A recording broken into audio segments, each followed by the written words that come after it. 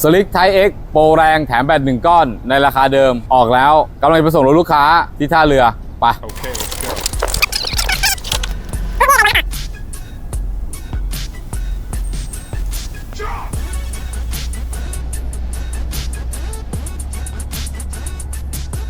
ตอนนี้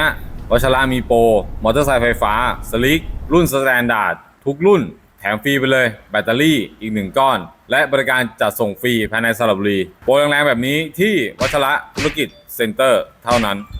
สนใจคันไหนทักเข้ามาได้เลยที่สระบุรี EV Bike หรือกรุงเทพ EV Bike